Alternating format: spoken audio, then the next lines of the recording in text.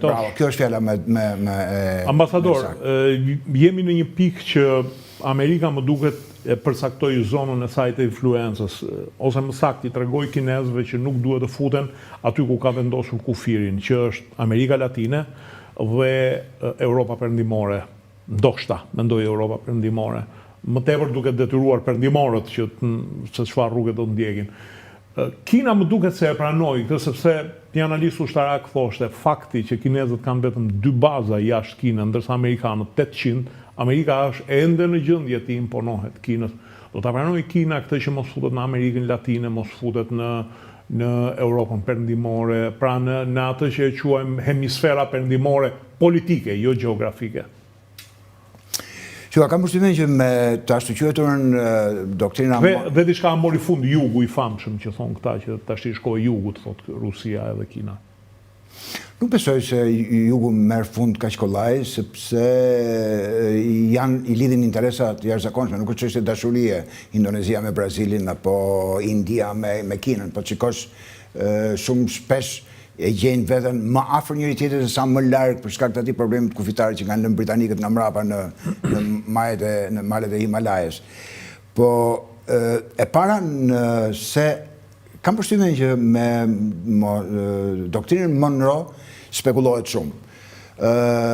Jo se unë jam në një lexues kush e di çfarë i vëmendshëm, po kam përshtypjen që 3 çerekuj atyre që flasin për doktrinën Monroe as nuk e kam parë ndonjëherë se si duket, domethënë, dhe ajo që mendoj unë për doktrinën Monroe, e para, Shtetet e Bashkuara të Amerikës në kohën e Monroe, në 823-shin, ishin një shtet që sapo kishin dalë nga zgjedhja koloniale dhe ishin një fuqi revolucionare në kuptimin e fjalës të asaj kohe. Pra ishin kundër imperializmit, kundër kolonializmit dhe në hartës është kjo Amerikë që shohim sot. Eksakt. Dhe tendenca ishte për t'i thënë europianëve, lërini të qetë vendet pavarura të Amerikës Latine që të zhvillohen vetë pa ndërhyrjen tuaj. Dhe në rast se juve do tentoni, ne jemi garantor të pavarësisë dhe të sigurisë së këtyre vendeve që ata të zhvillohen vetë. Ajo që thuhet sot, pra ishte një politikë, le të themi, internacionaliste, jo kolonialiste. Gjërat ndryshuan disi me luftën Amerikë-Meksik në 843-845, ku Shtetet e Bashkuara të Amerikës e ndjenin veten shumë më të fuqishëm dhe nuk ishin më gradualisht, po trasheshin nga fuqia dhe nga pushteti dhe nga pasuria, dhe ka një qëndrim tjetër në ato vite ndaj Amerikës Latine që mund të jetë më afër kësaj që thuhet sot. Por ajo ndërhyrja që desha të bëj është që origjinal doktrina Monroe nuk është kjo që e përshkruajnë sot që Shtetet e Bashkuara të Amerikës kanë të drejtë bëjnë çfarë të duan në oborin e tyre të madh, se kjo është e jona. Sepse është shumë interesante si funksionon propaganda. Domethënë, këto ditë të fundit i është dhënë vend një thënjeje të Donald Rumsfeld, sipas të cilës ne nuk kemi faj që Zoti naftën tonë e ka futur poshtë tokës të tjerëve. Të më thënë dhe jam munduar, kjo i atribuohet Rumsfeldit, jam munduar të vërtetoj autenticitetin dhe nga 99 burime, nga 100 më rezulton që është e sajuar.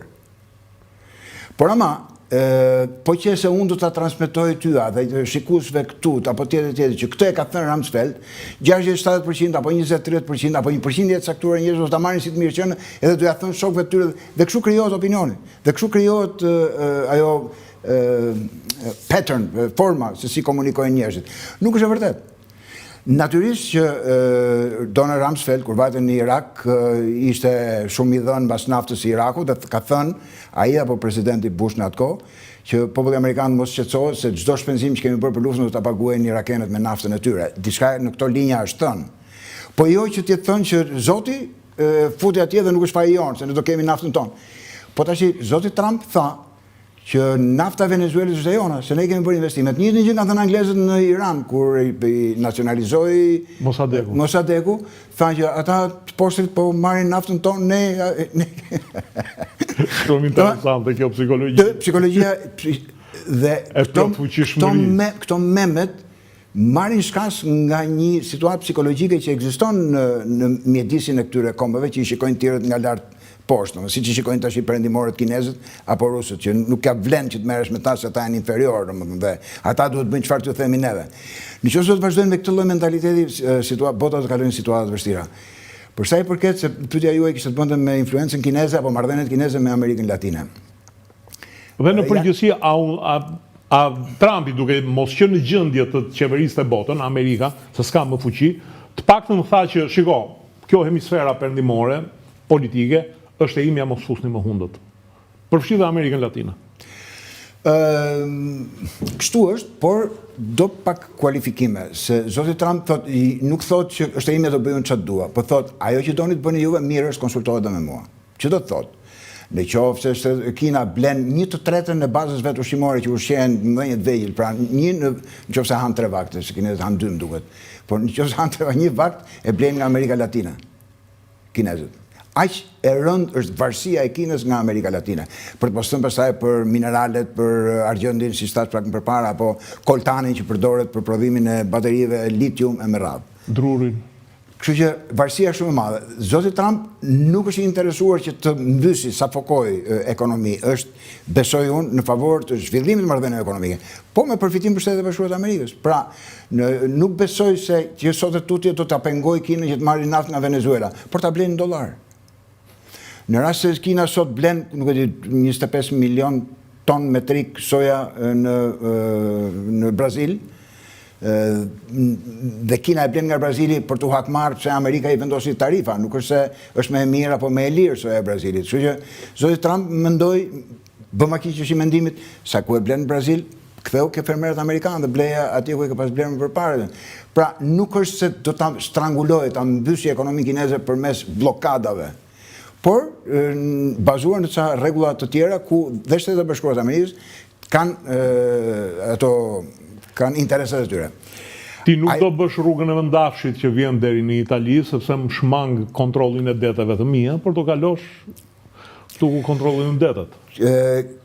Kjo është pikë me dy presa, sepse pikërisht qëndrime të tilla kundërvendëse kanë bërë që shtetet e jugut, ashtu quhetura Global South, shtetet e jugut, kanë krijuar ato institucione që të merren vesh me njëri tjetrin duke anashkaluar institucionet perëndimore. Pra, institucionet perëndimore nuk besoj se ndjekin rrugën më të logjikshme, duke thënë o me ne o ju vdiqet, sepse sot nuk është koha e 1800-s apo 1920-s, apo edhe qoftë edhe 1970-s, kur në përplasjen e veriut me jugu dështoi turpshëm për 1 milion arsye, që është një temë goxha interesante për cilën pak flitet, se në 1970-ën, mbas dekolonializimit, pat një lëvizje të jashtëzakonshme nga jugu për t'i thënë veriut që shiko se ju vareni nga lëndët tona të para. Po i thanë këta dhe pastaj i stranguluan me 1 milion mënyra të tjera, diku me korrupsion, diku me revolucione, diku me grusht e shteti, gjërat të zakonshme. Në sistemin bankar, më gjë.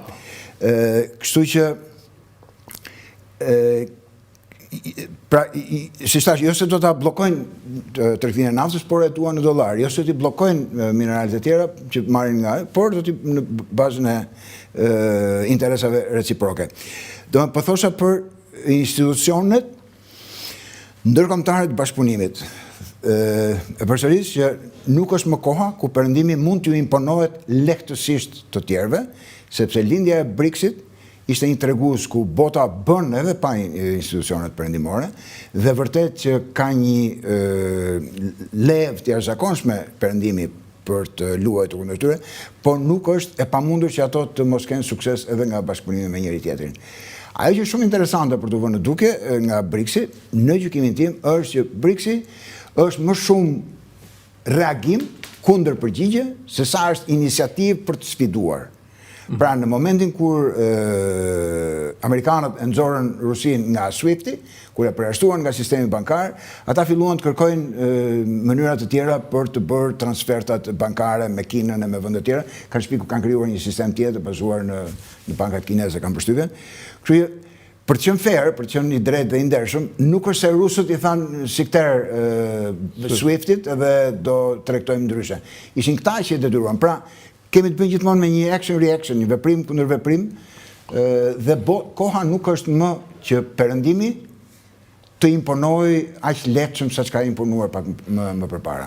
Ambasador, duhet ju bëj dy pyetje të cilat ndoshta edhe shmangen pak nga nga tema që ka të bëjë me luftën në Venezuelë, por edhe me ndikimin në Shqipëri, edhe në Ballkan, ku do vi shumë shpejt.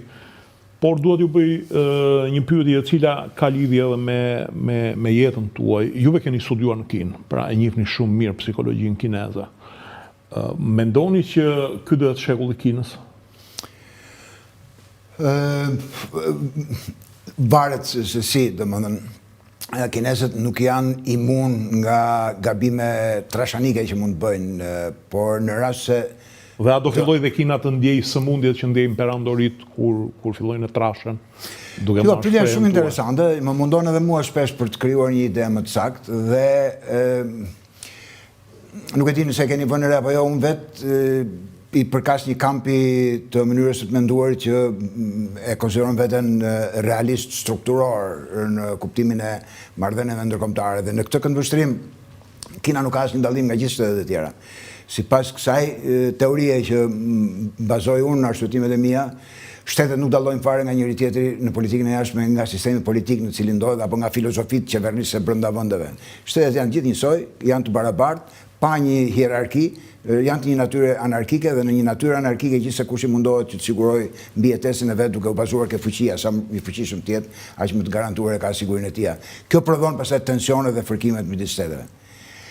Ajo që do t'i shtoja kësaj gjëje kur vjen puna ke Kina, kualifikimin, shpesh mendoj që kinezët për shkak të filozofisë së tyre konfuciane, përzierje budiste, barazitizmit, se Kina është vend shumë interesant, domethënë nuk e di se çfarë vlere mund të ketë, po të jap dy të dhëna. Në qoftë në Shtetet Bashkuara të Amerikës, ata që janë në pushtet sot, janë bijtë atyre që kanë qenë në pushtet para 20-30 vjetësh, në një përqindje, le të themi 56-70%. Në rastin e Kinës, ata që janë në byron politike, vetëm 1 apo 2% i kanë pasur prindërit anëtarë të byros politike apo të komitetit qendror. Nuk e di çfarë mund të tregojë kjo me dy fjali që po shkëmbejmë bashkë, po për mua tregon. Dhe po të shikosh, Kina ka të njëjtin sistem promovimi që ka pasur edhe para 2000 vjetësh, edhe para 2500 vjetësh. Tashi quhet Gaokao, provimi për të hyrë në universitet, në atë kohë quhet provimi shtetëror, që ti mund nga fshatarën nëse di e shkrim me këndim dhe kaloje provimin mund të bëhesh funksionar shteti. Është pothuajse një njëjti sistem, është një njëjta mënyrë arsyetimi, që ti të bësh përpara njëti do të kalosh këtë provim dhe pastaj në këtë këndvështrim mënyra e arsyetuarit e kinezëve është disi ndryshe. Për shembull, për mendimin tim, me shumë faleminderit që vut në duke eksperiencën time me Kinën, ta bëj këtë që po them më të besueshme. Kemi Kinën dhe Tajvanin. Kemi nevojë, më fal, kemi nevojë për ekspertë që e njohin këtë perandori të re që po lind, dhe që e njohin nga brenda, se nga jashtë po bëjnë shumë spekullime, por është një perandori që Eduard Luttwak e quante rizgjimi dragon.